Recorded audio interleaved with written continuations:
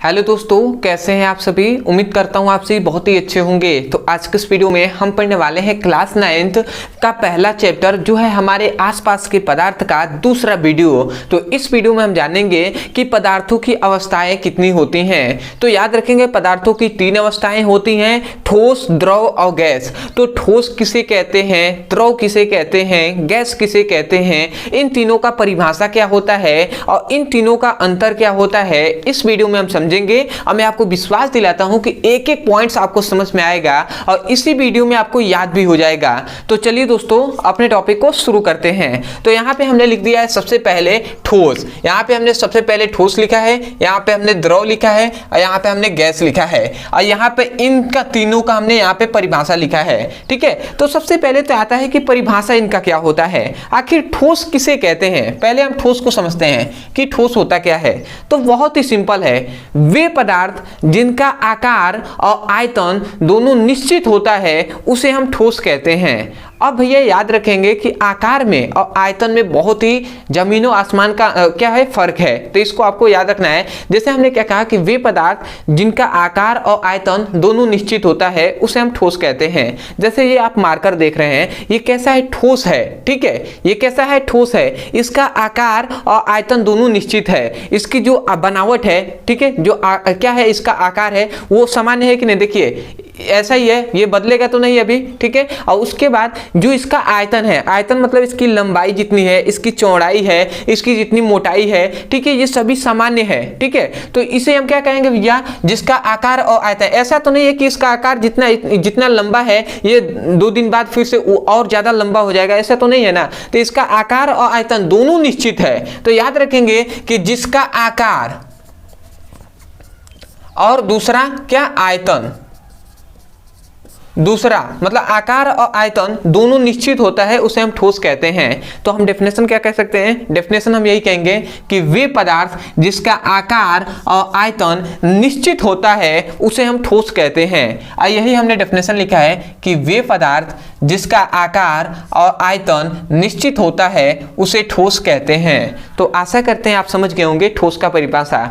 ठीक है, तो आप यहां से कह सकते हैं ना कि वे पदार्थ जिसका आकार और आयतन निश्चित होता है उसे हम ठोस कहते हैं। तो आशा करते हैं आप समझ गए होंगे। एग्जाम्पल में ये मार्कर है या बोर्ड है। ठीक है, तो आशा करते हैं आपको पहला समझ में आया होगा। और रटना नहीं है, इसको डेफिनेशन को याद करना है यहीं से कि वे पदार्थ जिसका आकार और आयतन निश्चित होता है उसे हम ठोस कहते हैं। अब आता है द्रव का। तो द्रव का हम बहुत तरीके से परिभाषा कर सकते हैं। ठीक है, तो परंतु मैं यहाँ पर इसी के साथ में इसको भी परिभाषित करूंगा ताकि आप कैसे कह सकते हैं कि वे पदार्थ जिसका आयतन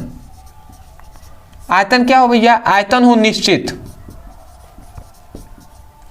परंतु जो आकार है, साइज है, वो क्या हो, अनिश्चित हो। समझ में आया। मतलब वे पदार्थ जिसका आयतन निश्चित परंतु आकार अनिश्चित होता है उसे हम द्रव कहते हैं। समझ में आया। इसीलिए कभी भी आपको डेफिनेशन यहां पर हमने क्या लिखा है, वो डेफिनेशन हमने लिखा है वह पदार्थ जिसका आयतन निश्चित परंतु आकार अनिश्चित होता है उसे द्रव कहते हैं। समझ में आया ना कि वे पदार्थ जिसका आयतन क्या है, निश्चित है, परंतु आकार क्या है, अनिश्चित है, तो उसे हम उस पदार्थ को क्या कहेंगे, द्रव कहेंगे। ठीक है, जैसे कि आयतन का मतलब होता है कि लंबाई गुणे चौड़ाई गुणे ऊंचाई। जैसे मान लेते हैं कि कोई भी बर्तन है, ठीक है, मान लेते हैं, मैं यहाँ पे थोड़ा सा एग्जाम्पल से समझाऊं तो एक गिलास है। ठीक है, अब इस गिलास में मान लेते हैं आपने 1 लीटर आपने क्या भरा, जल भरा। ठीक है, 1 लीटर इसमें आपने जल भरा। तो इस गिलास में बहुत बड़ा गिलास है एक, तो इसमें 1 लीटर आपने जल को भर दिया तो इसमें पूरा यहाँ तक भर गया। ठीक है, तो अब इसका यदि हम लंबाई निकालें, लंबाई फिर से चौड़ाई फिर से ऊंचाई, ये तीनों का निकाल कर यदि हम गुणा कराते हैं तो जितना आएगा, मान लेते हैं 15 आता है, मान लेते हैं एक तरह से 15 या 16 आ गया। ठीक है, लंबाई चौड़ाई और ऊंचाई को गुणा किए तो 15 आ गया। ठीक है, तो ये जो 15 आया है ये क्या है, आयतन है।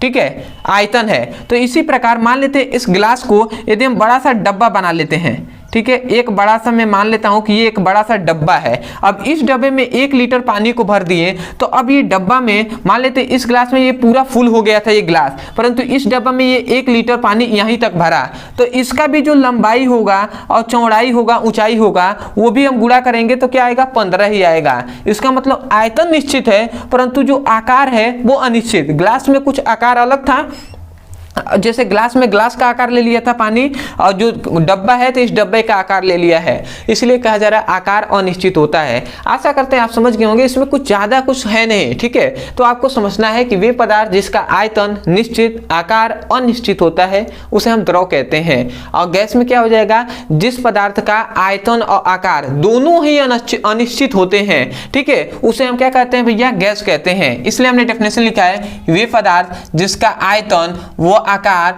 अनिश्चित होता है उसे हम क्या कहते हैं, गैस कहते हैं। तो आशा करते हैं ये तीनों का परिभाषा आपको समझ में आ गया होगा। अब हम देख लेते हैं तीनों का डेफिनेशन, जो क्या होता है, अंतर क्या होता है, मतलब इनमें डिफरेंट क्या होता है। तो सबसे पहला यहाँ पे हमने डिफरेंट लिख दिया है। अब डिफरेंट सबसे पहला इसका जो क्या है डिफरेंट है, वो इसके परिभाषा से हमने लिखा है कि इसका आयतन वो आकार निश्चित होता है। तो ये सबसे पहला हुआ कि जो ठोस होता है उसका आयतन और आकार निश्चित होता है, द्रव जो होता है उसका आयतन तो निश्चित परंतु आकार क्या होता है, अनिश्चित होता है। आयतन निश्चित, आकार अनिश्चित, उसे हम द्रव कहेंगे। फिर से आता है गैस, तो इसका क्या होता है, इसका आकार और आयतन दोनों ही अनिश्चित होता है, उसे हम गैस कहते हैं। तो आशा करते हैं कि परिभाषा आप तीनों का लिख लेंगे, उसके बाद पहला ये अंतर लिख लेंगे, ठीक है। अगला आता है कि इसका घनत्व क्या होता है, सबसे अधिक होता है। किसका भैया, यहाँ पे जो क्या है, ठोस है, इसका घनत्व अधिक होता है। घनत्व मतलब होता है डेंसिटी, मतलब जो अणु है इसके वो बहुत ही अधिक पास पास हैं। जो क्या है, इसके अणु है वो बहुत ही इस प्रकार बहुत ही पास पास हैं, ठीक है, किसके, ठोस के अणु, ठीक है। तो इसीलिए कहा जा रहा है इसका घनत्व बहुत ही अधिक है। देख रहे हैं अणु इसके बहुत ही पास पास हैं, मतलब जो कण है वो बहुत ही पास पास हैं, परंतु इसका घनत्व कम होता है। अब कम होता है किसके तुलना में, ठोसों की तुलना में इसका घनत्व कम होता है। मतलब इसके जो अणु हैं, जो मान लेते हैं ये पदार्थ है, तो इसके जो अणु हैं वो थोड़े दूर दूर पर हैं, इस प्रकार दूर दूर पर है, तो इनके बीच में गैप है ना, इसलिए इसका घनत्व क्या है, कम है। परंतु गैस का घनत्व बहुत कम है, यहाँ पे लिखा गया है गैसों का घनत्व बहुत कम होता है। इसका मतलब कि इसके जो अणु हैं वो कोई यहाँ पे है तो कोई यहाँ पर है, तो कोई यहाँ पर है, तो कोई यहाँ पर है, तो इसके अणु बहुत ही दूर दूर पे है, मतलब इसके कण जो है बहुत दूर दूर पे है, इसलिए इसका घनत्व क्या होता है, बहुत ही कम होता है, ठीक है। तो आशा करते हैं कि ये तीनों का आपको समझ में आ गया होगा। तीसरे पर आते हैं। तीसरा है कि इसका गलनांक और क्वथनांक उच्च होता है। किसका गलनांक, तो भैया ठोस का गलनांक और क्वथनांक उच्च होता है। उच्च मतलब अधिक होता है। गलनांक क्वथनांक का मतलब कि यदि हम ताप को बढ़ाते हैं तो वो तेजी से वाष्प में परिवर्तित हो जाएगा, परंतु इसका गलनांक और क्वथनांक उच्च होने के कारण इसको यदि हम ताप देते हैं तो ये तेजी से परिवर्तित वाष्प में परिवर्तित नहीं होगा, ठीक है, बहुत ही स्लो होगा, ठीक है, इसलिए कहा जा रहा है कि उच्च होता है। जैसे मार्कर है, यदि हम इसको गर्म करते हैं तो ये क्या तुरंत ही वाष्प में परिवर्तित हो जाएगा, ऐसा तो नहीं है ना, तो इसीलिए कहा जा रहा है कि इसका गलनांक और क्वथनांक उच्च होता है। परंतु यहाँ पे कहा गया द्रव में कि इसका गलनांक और क्वथनांक क्या होता है, कम होता है, मतलब उच्च नहीं होता है, निम्न होता है। निम्न मतलब मान लेते हैं पानी को एक जगह आपने रख दिया, ठीक है, कि पानी को उसको गर्म कर रहे हैं, एक जगह आपने मार्कर को रख दिया, इसको गर्म कर रहे हैं, तो आपसे पूछा जाए किसका जल्दी से वाष्प में परिवर्तित होगा, तो आप सिंपल वे में कहेंगे कि पानी का वाष्प में जल्दी परिवर्तित होगा। इसलिए कहा जा रहा है कि इसका क्या होता है, गलनांक और क्वथनांक उच्च होता है, ठीक है, इसलिए ये वाष्प में परिवर्तित तेजी से हो जाते हैं, इसलिए इसको कहा गया है कम होते हैं, और ये वाष्प में जल्दी परिवर्तित नहीं होंगे, इसलिए इसको क्या कहा गया है, उच्च होता है इसका गलनांक। और इसका गलनांक और क्वथनांक क्या होता है, कम होता है, और बहुत ही कम होता है, मतलब इसको कहें तो भैया गलनांक और क्वथनांक 9 के बराबर होता है, ठीक है, क्योंकि ये तो गैस ही है ना, तो गैसों का क्या मतलब गलनांक और क्वथनांक, वो तो वाष्प में परिवर्तित हो ही जाएंगे, ठीक है, तो इसको ना के बराबर ताप देने पर भी ये वाष्प में परिवर्तित हो जाएंगे, इसलिए इसका गलनांक और क्वथनांक बहुत ही कम होता है। तो आशा करते हैं कि आपको जो क्या है अंतर है ये आपको समझ में आ गया होगा।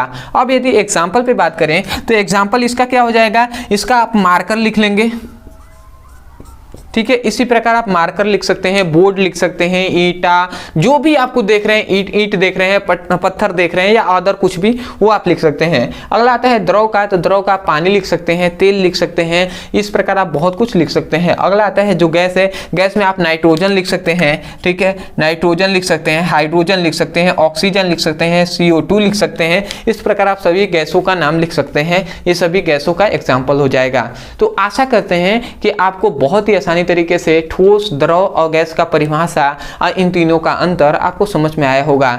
तो मैं यही कहूंगा, यदि आपको इस वीडियो से सीखने को मिला हो, यदि समझ में आया है, तब जाकर आप चैनल को सब्सक्राइब कर लीजिएगा, वीडियो को लाइक कर दीजिएगा। अदरवाइज बहुत से ऐसे स्टूडेंट हैं जो चाहते हैं क्लास 10th का या क्लास 9th का फिजिक्स और केमिस्ट्री का चैप्टर वाइज सीक्वेंस में वीडियो मिले, अब मैं वहाँ से जाकर अपने पूरे सिलेबस को पढ़ सकूँ। तो आपके सुविधा के लिए आप हमारे चैनल के प्लेलिस्ट में जाकर वहाँ से पढ़ाई कर सकते हैं। वहाँ पर प्लेलिस्ट बना दिया गया है। या आपको नहीं पता कि कहाँ से हम पढ़ें, तो आपको नीचे आपको कुछ नंबर दिखाई दे रहा होगा, इस नंबर पे आप व्हाट्सएप करके आप लिंक को प्राप्त कर सकते हैं। ठीक है, यहाँ पर या ऊपर आपको नंबर दिया जा रहा होगा, उस नंबर पर आप व्हाट्सएप करके लिंक को प्राप्त कर सकते हैं। अदरवाइज बहुत से ऐसे स्टूडेंट हैं जो कह रहे थे नोट्स के लिए बहुत ही उनको जरूरी है, वो चाहते हैं कि भैया सभी चैप्टर वाइज सीक्वेंस में हमें नोट्स मिल जाए, फिजिक्स का, केमिस्ट्री का, बायोलॉजी का, पूरे वर्ष का फिजिक्स, केमिस्ट्री, बायोलॉजी का नोट्स मिलेगा, वहां से मैं पूरे पढ़ सकूं अच्छे से और उसका नोट्स बना सकूं।